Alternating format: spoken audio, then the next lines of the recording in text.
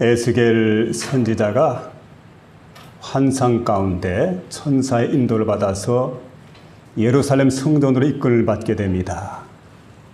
그는 이곳저곳 돌아다니면서 구경을 하다가 마침 그 성전 문지방 아래서 샘물이 솟아나는 광경을 이렇게 지켜보고 있는데, 이 샘물이 솟아나가지고 성전 사방으로 다 퍼져나가는데, 그러다가 성전 우편에 있는 문이 있습니다. 그 문 쪽으로 휘가마 흐르더니 거기에서 이제 물이 흘러나와서 점점 더 물이 많아지게 되는데, 처음에는 발목까지 물이 차오르게 되고, 조금 더 내려가 보니까 무릎까지, 좀 더 내려가니까 허리까지, 나중에는 머리 이상으로 이렇게 차게 돼가지고 결국은 이제 헤엄을 치지 않고는 건너지 못할 그런 강이 됩니다. 그리고 그 강 좌편을 보게 되니까 강 좌우편에는 많은 나무들이 즐비하게 되고, 그리고 이 물이 이제 아라바 골짜기로 흘러내려가게 됩니다. 그 아라바 골짜기로 흘러내려가가지고 이게 점점 더 깊어져 가면서 사해 골짜기, 이렇게 사해 바다로 들어가게 되는데, 그 물이 흐르는 곳마다 생명들, 세상의 모든 생명들이 소생하게 됩니다. 그리고 물고기들이 살아나게 되고, 거기에 이제 새로운 어장이 형성돼 가지고 에네글렘에서 엔게디까지 한 30여 킬로쯤 되는 그런 거리인데, 거기가 황금 어장이 돼서 어부들이 그물을 치게 되고, 그래서 거기서 고기를 잡게 되고, 그리고 강 좌우편에 있는 많은 나무들, 그 가운데 보니까 12달, 그냥 달마다 열매가 맺혀지게 되고, 그리고 거기에 있는 잎사귀는 만국을 소생시키는 그러한 중요한 그 의학 치료제가 되는, 좋은 잎사귀가 되는 그런 광경을 보게 되었는데, 여러분 여기서 보니까 생명수가 흘렀다는 겁니다. 이 생명수 강이 흐르는 곳마다 생명을 살리는 귀중한 역사가 있었는데, 이게 곧 뭘 얘기하냐면은, 우리 신약시대 때 특별히 그리스도 예수께서 우리를 위해서 십자가상에 못 박혀 돌아가십니다. 근데 십자가에 못 박혀 돌아가시고 난 다음에, 그때 그 돌아가실 때 한 로마 병정이 예수님의 옆구리를 갖다 창으로 찌릅니다. 그럴 때 그 창에서 물과 피가 다 쏟아져 나오게 됩니다. 그래서 결국은 이 물과 피로 값주고 산 교회, 피로 값주고 산 교회죠. 그 피로 값주고 산 하나님의 교회가 여기서 이제 탄생을 하게 되는 겁니다. 그래서 이렇게 탄생한 그 하나님의 교회를 통해서 하나님께서는 그 교회에 소중한 성령을 보내주셨습니다. 그리고 성령이 너에게만 너희가 권능을 받고 예루살렘과 온 유대와 사마리아 땅까지 이르러 내 증인이 되리라 말씀하셨는데, 그때부터 하나님 복음이 이제 증거되기 시작을 합니다. 사도들에 의해서 복음이 증거되게 될 때 한번 생각해 보세요. 예루살렘과 온 유대와 사마리아와 땅 끝까지를 내 증인 되리라 이렇게 말씀하시게 되는데, 예루살렘이라고 할 때는 또랑과 같은 그런 물이 흘렀다고 한다면은, 온 유대 할 때는 냇물, 그리고 사마리아라고 할 때는 강물, 땅 끝까지 할 때는 바닷물, 점점 더 물이, 은혜의 물이 깊어져 가서 온 세상을 적시고 남는 그런 놀라운 역사가 여기에 나타나고 있는 걸 보게 됩니다. 그리고 보니까 거기에 보세요. 그 물이 흐르는 곳마다 생물이 살아나게 되고 고기들이 살아나게 되는 그런 귀한 역사가 있던 것처럼, 하나님 복음이 증거되는 곳마다 생명이 살아나는 귀한 역사가 나타나요. 그리고 보시기 바랍니다. 거기에 보니까 그 과일나무가 있어가지고 이건 먹을 만한 과일이 되고, 그리고 이제 잎사귀는 바로 만국을 치료하는 그 치료제가 되었다. 그 얼마나 좋은 것인지 모르죠. 이거 꼭 뭘 얘기하는 겁니까? 하나님의 복음은 살릴 역사가 있습니다. 여러분, 하나님 복음이 증거되게 될 때 내 영혼이 살아납니다. 내 육신이 살아나게 됩니다. 가정이 살아나게 됩니다. 그리고 인간의 사회가 살아나게 되고, 인간의 역사가 살아나게 되고, 그리고 하나님의 나라의 운동이 계속해서 펼쳐져서 온 사회를 살리는, 온 세상을 살리는 그런 복된 역사가 하나님 복음을 통해서 우리 가운데 주어진다는 겁니다. 이 환상을 누가 보았느냐? 에스겔 선지자가 이 환상을 바라다 봤는데 물이 점점 깊어져 가지 않습니까? 그 물이 발목을 채우게 되고 무릎을 채우게 되고 허리까지 차오르게 되고 그리고 머리까지 차올라서 결국은 헤엄을 치지 않고는 건널 수 없는 그런 깊은 바다가 되어지는 그런 일 갖다 이제 바라다 보게 되는데, 자, 이게 바로 이제 생명의 역사를 우리에게 말씀해 주고 있습니다. 그래서 여러분 이 시간 점점 더 깊어져 가는 그 물의 모습을 바라다 보면서 저는 이 시간 이제 내 신앙의 깊이를 진단해라, 이런 말씀을 가지고 하나님 말씀을 증거하게 될 터인데, 저와 여러분의 마음속에 크신 은혜가 충만하게 많은 복된 시간 될 수 있기를 주의 이름으로 부탁을 드립니다. 먼저 첫 번째는 또랑물 신앙입니다. 그러니까 발목 신앙이죠. 어떤 사람이 에스겔을 인도하게 되는데, 천사겠죠. 천사가 에스겔을 인도하게 되는데 그 천사 인도를 따라서 이제 가게 됩니다. 가서 보니까 1,000척을 청량했다. 한 척은 53.2cm입니다. 1,000척 같으면 532m입니다. 이 정도 청량하고 난 다음에 물을 건너게 하시기로 들어가죠. 들어가서 물을 건너보니까 발목까지 물이 차오르게 되었다. 바로 그와 같은 얘기인데, 우리의 신앙 가운데 발목 신앙이 있습니다. 그런데 보세요. 그 물은 바로 은혜의 물입니다. 은혜의 물이 어디까지 잠겼느냐? 발목까지 은혜의 물이 잠겼다는 얘기입니다. 근데 잠기지 않는 것보다 훨씬 좋은 겁니다. 은혜의 강물이 그 발목에 잠겼습니다. 이건 초보 신앙을 말하는 겁니다.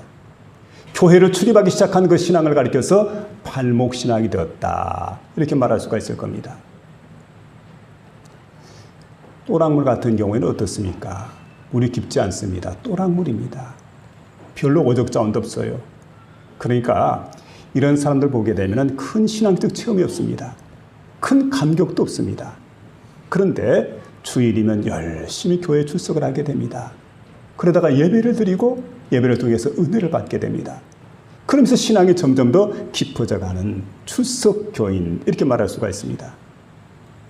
그리고 또 한 가지, 여러분, 예배하기 시작한다는 거죠.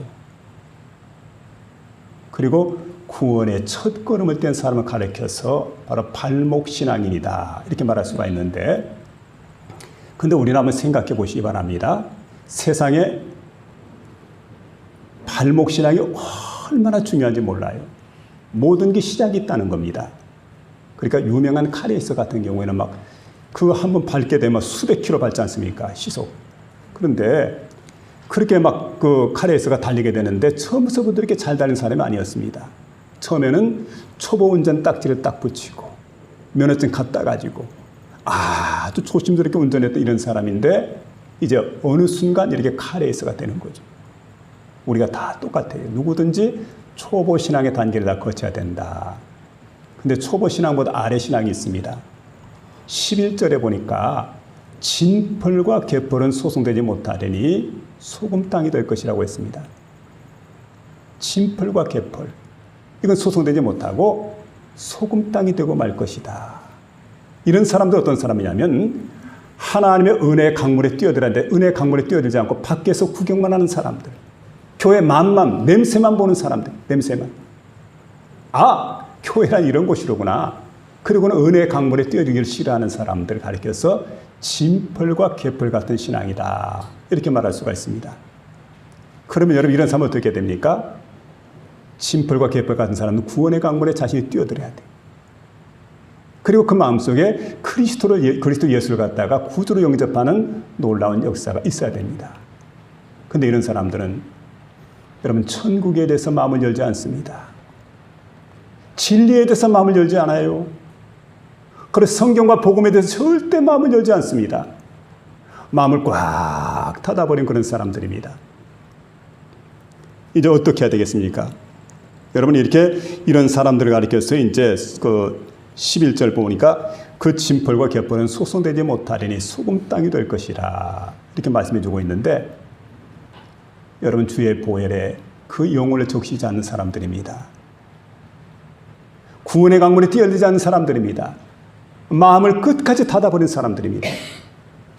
이런 사람들은 하나님의 은혜를 받지 못하게 되고 구원을 받지 못하게 되고, 그리고 여러분, 이런 사람들은 복받는 길에서 완전히 죄가 되어버리는 이런 사람들, 구원받지 못할 사람들로 이렇게 죄가 된 것을 보게 되는 진펄과 개펄 같은 신자들. 그런데 우리 예수 그리스도를 믿는 신자들 어떻게 됩니까? 세 가지 우리가 생각을 해야 돼요. 주일 중심의 성도가 되어야 됩니다. 이게 발목 신앙의 단계를 거치는 과정이에요. 항상 주일을 소중히 여기고 어떤 일이 있어도 내가 주일만큼은 하나님께 나가서 내가 하나님께 예배를 드리자 생각을 하고 여러분 주일 중심이 되어지게 되고 그 다음에 예배 중심이 되어야 되겠고 그리고 언제나 주일이 되게 될 때 성전 중심으로 살아가는 그런 복된 심령이 될 수 있기를 주의 이름으로 부탁을 드립니다.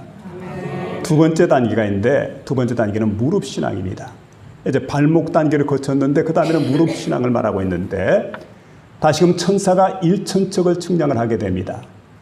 그리고 4절에 보니까 에스겔 선지자에게 건너게 하셨더니 그 물이 어디까지 차올랐느냐? 무릎까지 오르고 그 물이 무릎까지 올랐다는 거예요. 무릎까지 차올랐다는 것은 뭘 얘기하는 겁니까? 물이 좀 더 깊어졌다. 냇물의 신앙을 말하고 있습니다. 또랑물을 지나고 나면 냇물이 됩니다. 그래서 이제 냇물의 신앙을 갖게 될 때 그 냇물을 가만히 보면은 냇물은 그렇게 깊지 않지만 무릎 이상 되는 그런 깊이이기 때문에 아이들은 함부로 그 냇물을 건널 수가 없습니다. 제가 어린 시절 한 7살쯤 된 걸로 알고 있는데 친구들과 읍내를 가는데 징검다리를 건너갑니다. 근데 징검다리, 돌다리를 이렇게 건너가게 되는데 한 서너 번 건넜는데 그 다음에 앞에 있는 징검다리 건너려고 하는데 딱 물이 흘러가는데 물이 빙글빙글 돌아요. 아 세상에 이게 도대체 뭐지 하고 가만히 쳐다보고 있는데 그냥 저도 모르는 사이에 그냥 물속으로 쑥 빠져 들어갑니다. 그래서 아이들은 이 돌다리 건너기 쉽지 않구나. 제가 그때 깨달은 겁니다. 그래서 이제 생각해 보면 이럴 때 이제 이런 아이들을 위해서는 다리가 필요하지요. 다리가 놓여져야 됩니다. 그리고 이런 냇물을 보게 되면 냇물은 고기가 있습니다. 그리고 제법 큰 고기도 있습니다. 그때 여러분 사람들은 고기를 잡기 위해서 족대를 가지고 투망을 가지고 고기를 잡기 시작을 합니다. 우리 인생의 시기로 말한다고 한다면 청소년 시기가 바로 이때입니다. 청소년 때는 어떤 시기냐면 청소년 때는 일단 여러분 꿈이 많습니다. 그리고 순수하지요. 청순합니다. 꿈이 많습니다. 그리고 아름답고 힘이 있고 뭐 이런 시기입니다. 그래서 이 청소년 시기는 이제 감정적으로 바라다 보게 되면 어떤 시기냐면 굉장히 감정적 기복이 심한 그런 시대입니다. 그래서 질풍노도의 시기다. 거센 바람이 몰아치고 성난 파도가 몰아치는 질풍노도의 시기. 그러니까 안정된 마음이 없죠. 그래서 그냥 좌충우돌하게 되고 마음속에 계획했던 바를 갖다가 잘 이루지 못하고 가다가만 중단해버리고 낙심하고 좌절하고 그러니까 어떻게 되냐면은 여기서 끝나서는 안 돼요. 좀 더 깊어져야 된다는 거예요. 냇물의 신앙이 아니라 좀 더 깊어서 강물의 신앙이 되어야 되겠고 강물의 신앙은 바로 바다의 신앙까지 더 깊어져가는 그런 일들이 일어나야 된다는 거죠. 그런데 여러분 이 냇물의 신앙의 특징 가운데 하나 뭐냐면은 자 이제 그 물이 무릎까지 차올랐다고 하는 것 우리가 조용히 무릎을 꿇게 됩니다. 근데 어른들 앞에서 사람들은 무릎을 꿇지요. 근데 우리는 여러분 교회 나와서 신앙인인데 예수 믿는 사람인데 어느 때 무릎을 꿇냐면은 하나님께 기도하기 위해서 기도의 무릎을 꿇게 됩니다. 초보적 신앙을 가질 때는 기도가 뭔지 몰랐어요. 어떻게 기도하는지 몰랐습니다. 근데 이제는 내가 신앙이 좀 깊어지고 보니까 스스로 무릎을 꿇기 시작을 합니다. 누가 시켜서 기도하는 게 아니고 스스로 기도하기 시작하고 그리고 새벽 기도를 하면서 은혜를 받고 또 어느 때는 은사를 충만하게 받는 그런 경우도 있습니다. 그리고 이제 전에는 문제가 있을 때마다 막 이곳저곳 분주하게 뛰어다니고 이 사람 저 사람 다 만나보고 그리고 문제를 해결하기 위해서 발버둥 쳤는데 이상하게 일이 뒤틀리고 문제가 해결되지 않고 자꾸 꼬이게 되고 그리고 참 그 깊은 수렁으로 빠지는 것 같았는데 이제는 어떤 생각이 드냐면 이런 문제를 만날 때마다 내가 예수 믿는 사람인데 하나님께 한번 기도해보자. 그러고는 그 문제를 가지고 하나님께 나가서 엎드려 기도하기 시작을 합니다. 무릎 꿇고 기도하기 시작을 합니다. 그런데 신통합니다. 전에는 내 힘으로 문제를 해결하려고 할 때 일이 자꾸 꼬이고 문제가 뒤틀렸는데 이상하게 그 문제가 하나씩 해결되게 되고, 그리고 이상하게도 쉽게 문제가 풀려가기 시작을 합니다. 깜짝 놀라게 이 도대체 무슨 조화일까? 하나님이 도우신다는 거죠. 그래서 믿음의 사람들은 언제나 하나님의 도우심을 받아야 됩니다. 그러기 위해서는 기도해야 돼요. 성경 우리가 말씀해 주고 있습니다. 지금까지는 너희가 내 이름으로 아무것도 구하지 아니하였으나 구하라. 그래야 받으니 너희 기쁨이 충만하리라. 구하라. 그리하면 주실 것이요. 찾으라. 그러면 찾아낼 것이요. 문을 두드리라. 그리하면 너희에게 열릴 것이니. 구하는 이마다 받을 것이요. 찾는 이 찾아낼 것이요. 두드리는 이에게는 열릴 것이니라. 이를 행하시는 여호와. 그것을 지어 성취하신 여호와. 그 이름을 여호와라 하는 자가 이르노라. 너는 내게 부르짖으라. 내가 내게 응답하겠고 내가 알지 못하는 크고 비밀한 일을 내게 보이리라. 기도하여 응답받는 저와 여러분 다 될 수 있기를 주의 이름으로 부탁을 드립니다. 저희들이 신학교에 입학해서 보니까 신학교 학장님이 있었어요. 근데 이상근 목사님인데 대구 제일교회를 심무하셨던 그 목사님이 대구 제일교회를 한 30년 동안 목회를 하셨습니다. 그리고 그분의 이제 저서 가운데 신약주에 해가지고 거의 목사님들이 한 신약주의 그 한 세트죠. 이걸 다 가지고 있을 정도로 그 정도로 이렇게 저명한 그런 그 신약주의라고 하는 책을 편찬하셨는데, 근데 이분이 어린 시절에 그만 다리를 다친 적이 있답니다. 그래서 항상 사모님은 목사님 양말을 사가지고 오면은 양말 한쪽에 발뒤꿈치에다가 솜을 갖다 도톰하니 돼가지고 항상 집었다는 거지요. 그렇지 않으면은 발이 결려서 제대로 걷지 못해가지고. 그래서 그렇게 평생을 사셨다는 거예요. 이 얘기를 들어보니까 10대 중반이었는데 어느 날 갑자기 발이 결려가지고 도저히 바깥으로 나가지 못하겠고 발이 결려서 3년 동안을 집안에서 그렇게 살았다는 거지요. 근데 그게 여러분, 우리 사람에게는 이상한 일이 있습니다. 어떻게 보면 장애가 내게 유익이 될 때가 있어요. 이런 어려운 일들이 내게 유익이 될 때가 있어요. 시련이 내게 유익이 될 때가 있죠. 그래서 목사님 그때 뭘 생각했냐면은, 내가 이렇게 밖에 나가지 못하고 늘 방 안에 틀에박혀 살아가야 되는데 이럴 바에는 내가 하나님 앞에서 성경을 좀 읽어보자. 그러고 3년 동안 성경을 100독 이상을 했다는 거죠. 얼마나 성경을 많이 읽었는지. 그리고 이 기간 동안에 하나님께 기도를 하게 되는데 이미 10대 중반부터 해가지고 하나님께 얼마나 많은 기도를 하고 얼마나 무릎을 많이 꿇었는지 약대 무릎이 됐다는 거예요. 훗날 여러분 신약주의를 갖다 편찬하실 때 아주 기초가 될 만한 그런 이제 충분히 그 책을 갖다 편찬하고 남아 있을 만한 그런 그때 그 기초가 바로 이때 성경을 읽으면서 이루어지게 됐다는 거죠. 근데 70이 되면 목사는 은퇴를 하게 되네. 은퇴를 하시고 난 다음에 한 장로님이 목사님을 이렇게 살피더니, 목사님, 제가 액과 의사인데 한번 진단 한번 받아봅시다. 그래 병원에 가서 진단을 받았는데 사진을 떡 찍어서 보니까 한 1.5cm 정도 되는 뭐 가느다란 철사 같은 게 보이더라는 거죠. 그래 간단하게 수술을 했습니다. 그 제거했어요. 그리고 난 다음에 깨끗하게 완치가 되었습니다. 주변 사람들이 물을 거 아니에요. 아니 목사님, 세상에 그것 때문에 그렇게 불편하게 사셨습니까? 아니 좀 젊었을 때 10대에 그걸 갖다 수술했다면 얼마나 좋았을까요? 목사님은 그 얘기를 듣고 빙그레 웃으면서 하시는 말씀이, 그렇지 않습니다. 내게 1.5cm 되는 철사가 큰 은혜의 도구였습니다. 만일에 그 철사가 없었다고 한다면 오늘의 내가 있을 수가 없었죠. 그것 때문에 나는 하나님을 의지하고 기도하고 성경을 읽게 되고 그래서 오늘날 신약주의라고 하는 책도 이렇게 편찬하게 되고, 그리고 이렇게 기도하는 약대 무릎을 갖게 됐으니까 이것만큼 더 귀한 일이 세상에 어디 있겠냐고. 여러분, 기도하는 무릎이 될 수 있기를 주의 이름으로 부탁을 드립니다. 우리가 무릎 신앙을 거치면서 그렇구나. 인간의 방식으로 살아가는 게 아니로구나. 하나님의 말씀대로 살아가는 거구나. 하나님의 뜻대로 세상을 살아가는 거고 내가 내 힘으로 살아가는 게 아니고 하나님의 도우심을 받아 살아가는 거로구나. 너희 중에 누구든지 지혜가 부족하거든 모든 사람에게 후히 주시고 꾸짖지 않으시는 하나님께 구하라. 그리하면 주시리라. 오직 믿음으로 구하고 조금도 의심하지 말라.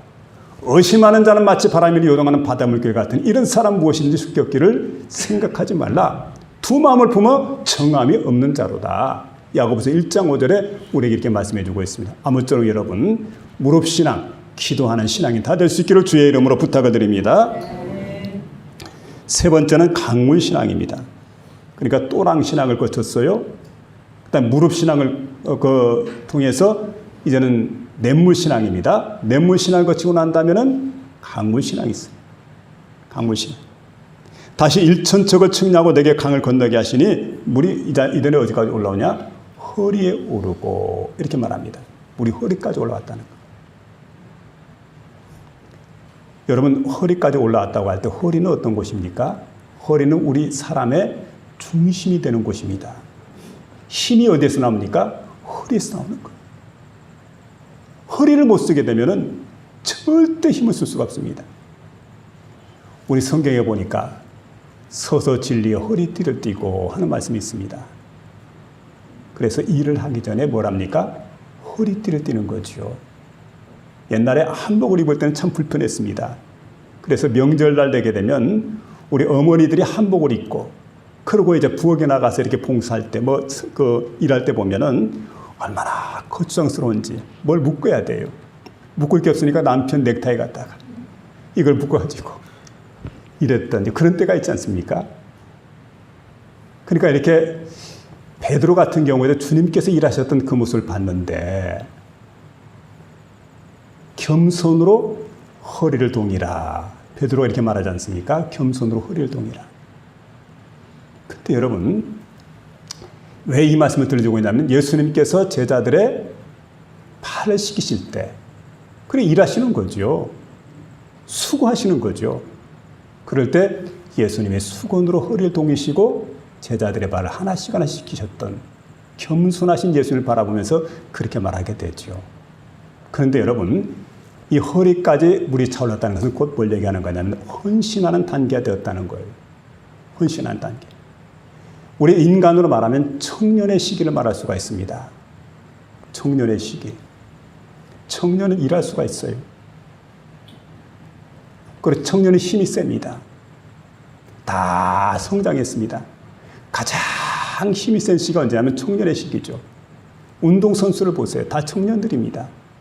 축구선수도 청년들, 야구선수도 청년들, 육상선수도 청년들. 다 그래요. 복싱선수도 청년이고. 전에 40세 되었던 그 조지 포먼이 복싱을 하니까 사람들이 하는 얘기가 할아버지 복서라고. 할아버지 복서. 그 나이가 되면 이제 할아버지가 되는 거죠. 청년의 시기는 바로 여러분 충성하고 봉사하고 헌신하시는 그런 시기이기 때문에.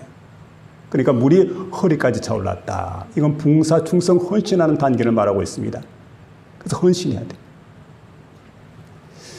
예전에 영국에서 그러니까 스코틀랜드인데 이 지역에서 한 어린아이가 예배를 드리는데 그 예배당에 있는 그 올겐 뒤편에서 이렇게 옛날 바람 넣는 게 있어요.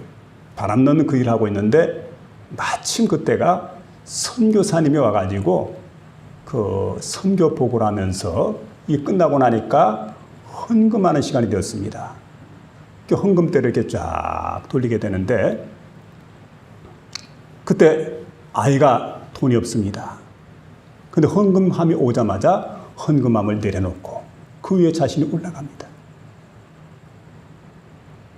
사람들이 깜짝 놀라게 되죠. 근데 아이가 워낙 신중한 표정으로 그 위에 올라가니까 이게 뭔 일이지? 근데 그 아이는 생각을 했어요. 하나님, 저는 하나님께 드릴 만한 게 아무것도 없습니다. 대신에 제 몸을 하나님께 드리겠습니다. 그 자신을 하나님께 드리기로 헌신했습니다. 그리고 이 아이가 이제 성장하면서 그냥 드리겠다고 헌신한 정도가 아니고 의학을 공부하게 됩니다. 신학도 공부하게 됩니다. 그리고 선교사가 돼가지고 28살이 되던 해에 아프리카의 케이프타운으로 떠나게 됩니다. 그리고 가서 가는 곳마다 하나님 복음 전하게 되는데 12년 동안 복음 전했는데 예수 믿는 사람이 몇 명이냐? 한 사람 구원시켰어요. 한 사람 예수 믿게 되었다는 거죠. 그리고 이 기간 동안에 사자에게 물려가지고 그만 한쪽 팔을 쓰지 못합니다. 그리고 사랑하는 아내가 세상을 떠났습니다. 자, 그리고 이제 고국인 영국에 돌아옵니다. 고향 스코틀랜드에 있는 글래스고에 가가지고 그 대학에서 학생들에게 선교복을 할 때 선교복을 듣고 있던 학생 하나가 손을 들고 얘기를 합니다. 선교사님, 정말 고생이 많고 힘드신데 제가 막 더 이상 못 듣겠습니다. 눈물이 나와서. 그런데 왜 그 고생하면서 그곳에 가서 그렇게 전도하고 복음 전한다고 선교를 하고 있습니까? 세상에 편하게 얼마든지 살아갈 수가 있는데 의사인데다가 신학자인데다가 뭐가 부족해요? 근데 영국에 사시지. 얼마든 명예도 돈도 따라올 텐데. 근데 그때 선교사님 하는 얘기가 이런 얘기입니다. 자신은 하나님께로부터 약속을 받았다는 거죠. 그래서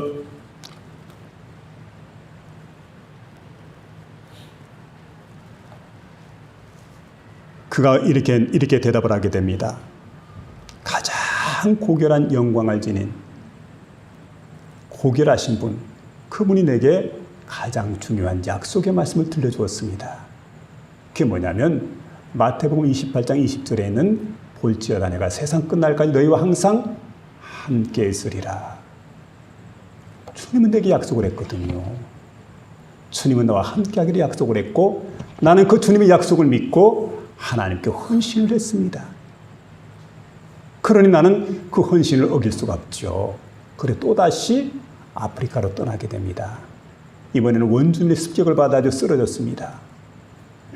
근데 다행히도 쓰러져 있는 그 리빙스턴을 먼 거리 영국에서 취재하러 갔던 기자였던 스텔리에서 발견이 되어지게 됩니다. 그가 그를 도와주고 치료해주고 본국에 돌아가자고. 이 고생하지 말고 본국에 돌아가자고. 근데 돌아가는 걸 외면합니다. 그리고 아프리카 잠비아 쪽, 내륙 쪽으로 더 들어갑니다. 근데 그곳에서 복음을 전하다가 그는 세상을 떠나게 됩니다.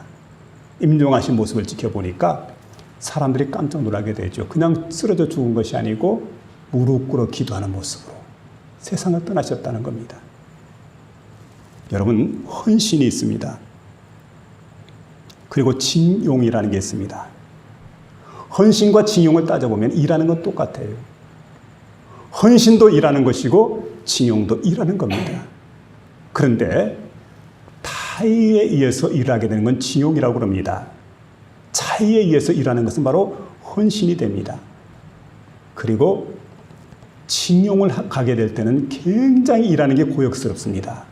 그런데 헌신한 사람들은 일하는 게 즐겁습니다. 즐거운 마음으로 헌신하는 거죠. 오늘 주님은 우리에게 일하기를 원할 때, 하나님 맡긴 사역 감당해 나가려고 할 때 어떤 마음이냐? 헌신된 마음으로 일하기를 하나님께서 원하시는 거예요. 내가 직분자가 되어지게 되고 교회의 그 귀한 사명을 맡아서 감당해 나갈 때 그 일을 할 때 어떻게 해야 됩니까? 기쁘고 감사하는 마음으로, 즐거운 마음으로. 그래서 여러분 주방에 봉사는 막 집사님, 권사님들이 콧노래 불러가면서 즐겁게 일하는 것. 이게 바로 뭡니까? 헌신한 자 있잖아요. 즐겁게 헌신하는 것. 여러분 아무쪼록 저와 여러분에게 허리까지 물이 차올라서 즐겁게 헌신하게 되는 복된 심령이 다 될 수 있기를 주의 이름으로 부탁을 드립니다. 마지막 네 번째는 바닷물 신앙인데, 바닷물 신앙은 감사하는 단계입니다. 여기 5절에 보니까 물이 내가 건너지 못할 강이 된지라 이렇게 말씀해 주고 있고, 그 다음에 이제 8절에 보니까 그 강물이 아라바로 흘러 바다에 이르리니 이렇게 말씀해 주고 있는데, 근데 강물이 이르는 곳마다 놀라운 기적 역사가 나타납니다. 강물은 생명수가 돼가지고 막 가는 곳마다 살리는 거예요. 아라바로 흘러 들어가니까 박토가 막 옥토로 바뀌어지게 되고, 강 좌우편에 막 그 나무들이 즐비하게 들어서게 되고, 그리고 여러분 매달마다 열매를 맺게 되는 그런 유실수들이 막 풍성해서 과실들이 주렁주렁 열려지게 되고, 그리고 죽었던 사해바다가 막 살아나게 되고, 그리고 아무런 고기 한 마리 찾아볼 수 없던 그 바다에 얼마나 많은 고기들이 몰려드는지, 그래서 그냥 수많은 고깃대들 갖다 이렇게 바라다 볼 때 어부들이 가만히 있지 못하죠.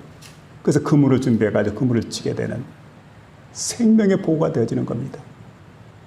여러분, 이렇게 생명의 역사, 귀한 역사들이 이 바닷속에 나타나게 되었는데, 여러분 은혜 강물 줄기가 다는 곳마다 회복의 역사가 일어납니다. 치료 역사가 일어나게 됩니다. 구원의 역사가 나타나게 됩니다. 축복의 역사가 나타나게 됩니다. 이 생수의 강 역사가 말씀을 듣는 저와 여러분의 마음속에, 여러분의 생활 가운데 일어날 수 있기를 주의 이름으로 부탁을 드립니다. 이런 분이 있습니다. 한평생 교회를 다녔대요. 근데 머리가 굉장히 명석한 분입니다. 그러니까 성경을 그렇게 잘해요. 성경 박사입니다. 교리적으로도 굉장히 똑똑해서 자타가 공인한다. 목사님 정도 될 정도로 교리적으로도 많이 알아요. 교회에서 성경 퀴즈 대회를 하게 될 때는 언제나 맡아놓고 1등을 합니다. 근데 문제는 그 신앙이 머리에 머무는 신앙입니다. 근데 그렇게 많은 걸 알고 항상 뭐 이렇게 남들에게 인정받는 그런 성경이 더 유식하다는 소리를 듣지만은, 그런데 언제나 가슴은 답답합니다. 예수님인데 즐거움이 없습니다. 그래서 여러분, 자신이 머릿속으로 알고 있는 그 지혜를 가지고 남을 판단하고 정죄하고 교회만 하면 불평하게 되고 원망하게 되고 투덜거리게 되고 그랬던 사람. 글쎄 여러분, 정말 중요한 건 뭐냐면 우리가 신앙생활을 하게 될 때 머리부터 가슴까지로 여행입니다. 여기서 여기까지 얼마나 돼요? 몇 센치가 안 되는 그런 거리인데, 근데 머리에서 깨달아졌던, 머리에서 내가 생각했던 것들이 가슴으로 이렇게 옮겨져야 되는데, 근데 여기서 여기까지 내려오는데 한평생 신앙생활을 했는데 내려오지 않는 겁니다. 그러니까 하나님이 안 믿어지는 거지요. 교회는 나오는데. 그랬던 사람인데 어떤 날 성경 공부를 하면서 깨달아집니다. 신앙이라는 게 뭡니까? 신앙은 아는 것만 가지고 되는 게 아닌데 깨달아져야 됩니다. 깨달아지게 되니까 확 하나님의 은혜가 밀려오게 되는데, 발목 신앙이, 발목에 이제 하나님 은혜 물결이 막 밀려오더니 이게 무릎까지 차오르게 되고, 무릎에서 막 허리까지 차오르고, 허리에서 머리까지 차오르고, 막 온몸을 잠그는 그런 하나님 은혜가 쫙 밀려오면서 그때 그가 하나님 앞에 꿇어지게 됩니다. 머리로만 이해했었고 가슴으로 믿지 못했던 이 성도가 꿇어지면서 하나님 앞에 고백하기를, 하나님, 예수 그리스도는 날 위해 십자가에 못 박혀 돌아간 사실을 나는 믿습니다. 그리고 보일의 은총을 그 생각하면서 그렇게 감사하기 시작을 하는 거예요. 그 지금까지 지내온 생을 갖다 생각해 보니까 내 힘으로 살은 것 같았는데 모든 게 하나님 은혜였구나. 하나님이 도우시고 인도하시고 보호하셔서 오늘 내가 있게 되었구나 생각을 하면서 하나님께 엎드려서 막 펑펑 눈물 쏟으면서 회개 기도를 하게 되고, 그리고 하나님, 내 신앙이 그동안에 형식적이었습니다. 내가 얼마나 교만된 존재인지 모릅니다. 막 눈물 콧물 흘리면서 거기서 회개하고 완전히 변화되고 새롭게 되어지게 되고, 그러더니 이 사람이 감사하는 사람이 되었다는 거예요. 한평생 신앙생활 하면서 이런 머리에 있던 신앙이 가슴으로 내려오게 되면서 이런 역사가 일어났다는 거죠. 바라기는 저와 여러분에게도 이와 같은 복된 여행을 하게 되는 귀한 심령이 다 될 수 있기를 주의 이름으로 부탁을 드립니다. 아멘.